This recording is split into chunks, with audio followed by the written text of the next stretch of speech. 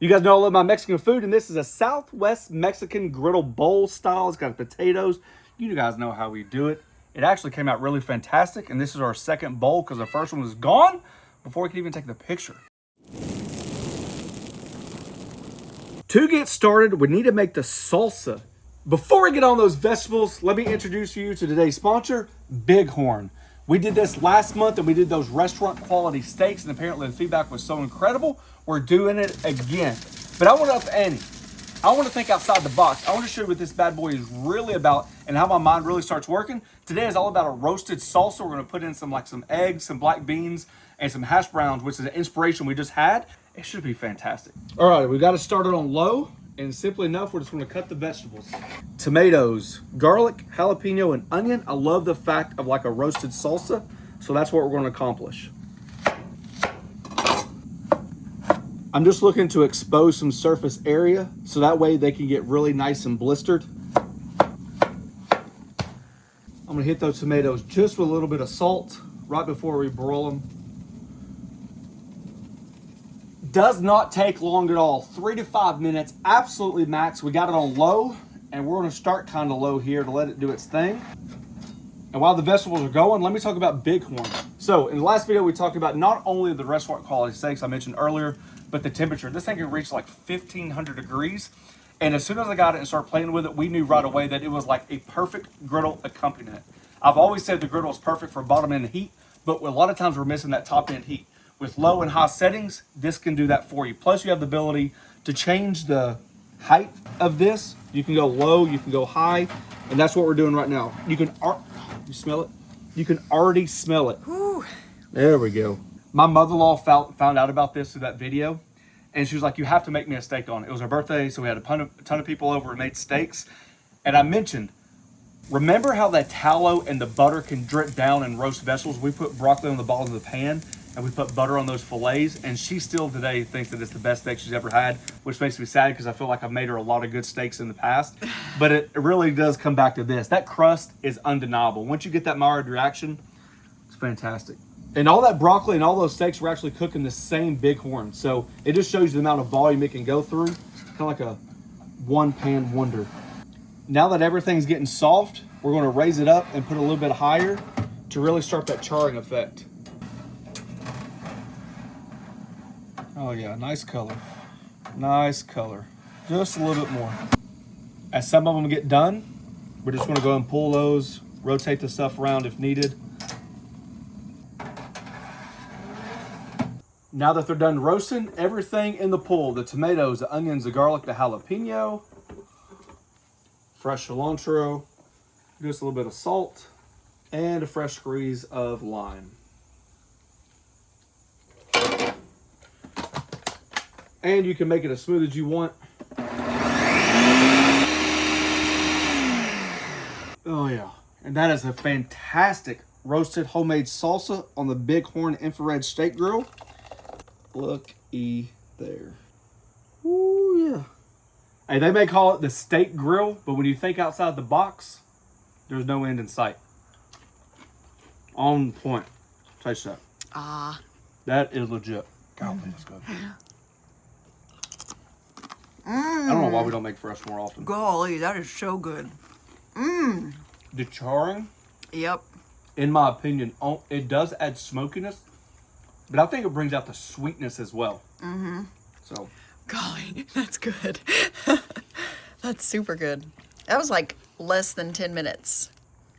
as you can tell, there's a lot less now than what it was when we first started. That has been some fantastic salsa. Simply enough, we have some potatoes. You guys do it from scratch. I like to do a shortcut. We have some black beans, some eggs your way, some potatoes, some onions, some bell pepper, and some chorizo. This griddle's up on like a medium high. This griddle is on low for eggs for later. I got some smoked tallow down. We're gonna be able to use that for potatoes.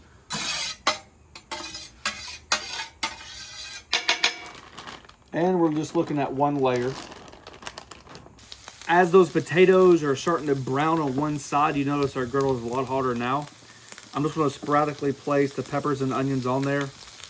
Not necessarily looking for color for the vegetables, but that doesn't mean that we're going to lose some flavor. So As that steam pops up, you'll be able to flavor those the potatoes. And then over here is a low.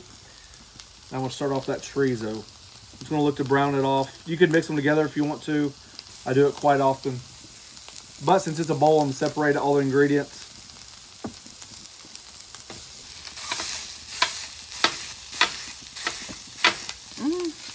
Maybe smaller chunks. It'll break up.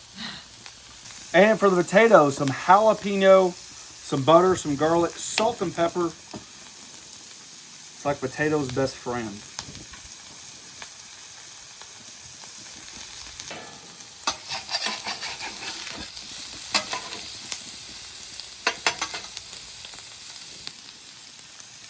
Just a little black bean. And I'm just looking to warm those up, not a big deal. One thing you gotta be careful about this griddle, you don't really have the cool edges, right? The whole thing's pretty much even, so just because you set it to the edge doesn't necessarily mean it's cooler. Oh yeah.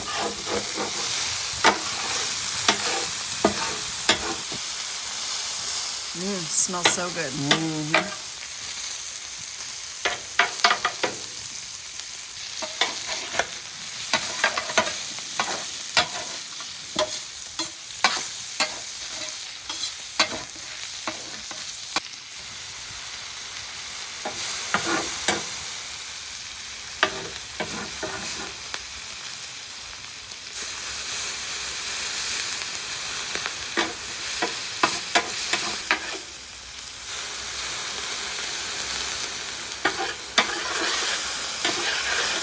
Regardless of what griddle you have, okay? The easiest way to cool down a griddle is to go and add a little water, clean it as you go, and get ready for your eggs. You don't have to get ready for your eggs if you're not making them. Let's say something's too hot. Take a little water. That amount of water right there will definitely cool down your griddle in a hurry. See the difference? How this side's a lot hotter.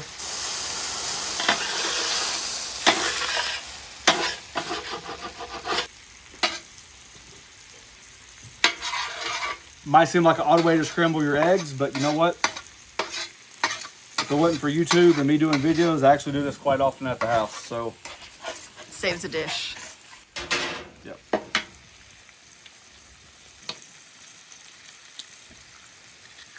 Just a touch of salt.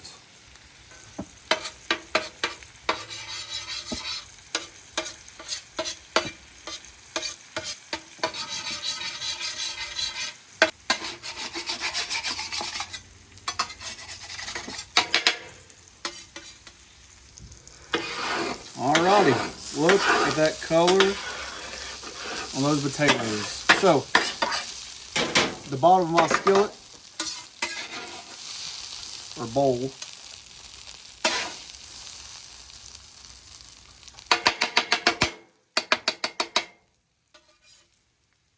a little bit of scrambled eggs. I don't know why, but the wife likes everything separate, so this is her bowl, so she gets to pick and choose. See, I like the little charred bits on my chorizo. That's why I do it like that. I've been instructed to put the guacamole there and take that homemade fire roasted salsa. Get a little jiggy with it right there in the middle, but don't put it on the guac because that's what she told me. And there you go.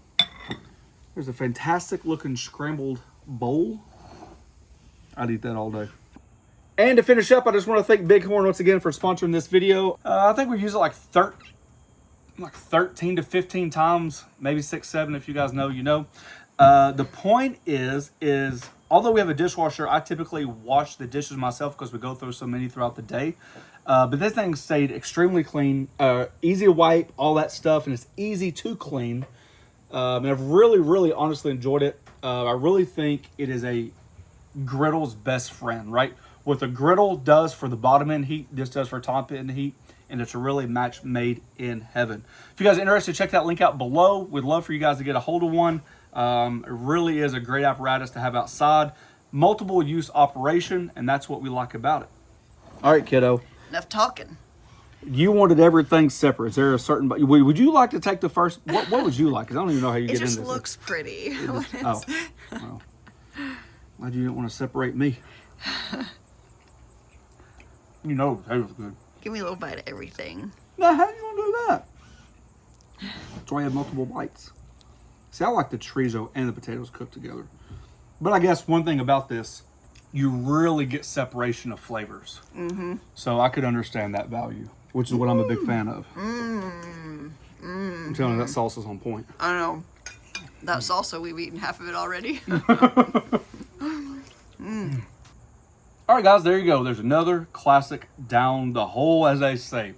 Find us on Instagram, find us on Facebook. There's a join button down below. It's a membership program. We thank each and every one of you for taking time for doing so. Last but not least, thanks for watching. Don't forget to press that subscribe button, pound the notification button, share with your friends.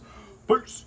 I'll tell you what, I think that's a little bit better than what we had for my inspiration. It usually is. Good. Make better at home. The black beans. People would probably shy away from it for breakfast, but honestly, Try that little chorizo. I mean, this don't even have to be a breakfast dish, really. This would be a good lunch or dinner. Yeah. Good meal prep, too. Yeah.